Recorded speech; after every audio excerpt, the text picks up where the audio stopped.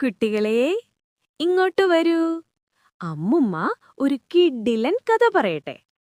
ഒരു ദിവസം കുഞ്ഞിക്കണ്ണൻ ഒരു മാങ്ങാവിത്ത് കണ്ടെടുത്തു. അവൻ പറഞ്ഞു, ഇത് ഞാൻ നട്ടാൽ മാങ്ങ മഴ പെയ്യും. അവൻ വിത്ത് നട്ടു, ദിവസവും വെള്ളമൊഴിച്ചു. 2 ദിവസം കഴിഞ്ഞ് അവൻ ഓടി വന്നു. അമ്മുമ്മേ, ഒന്നും വളരുന്നില്ല, വിത്ത് ഉറങ്ങുകയാണോ? അമ്മുമ്മ ചിരിച്ചു പറഞ്ഞു, അതേ മോനെ, വിത്ത് ഉറങ്ങുകയാണ്.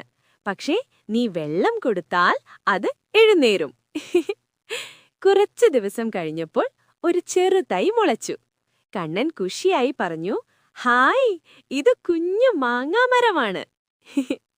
കുറച്ചു മാസങ്ങൾ കഴിഞ്ഞപ്പോൾ വലിയ മരം, നിറയെ മാങ്ങകൾ. അമ്മുമ്മ പറഞ്ഞു, കണ്ടോ മോനെ, ക്ഷമയും പരിശ്രമവും ഉണ്ടെങ്കിൽ ഫലം എന്നും മധുരമാണ്.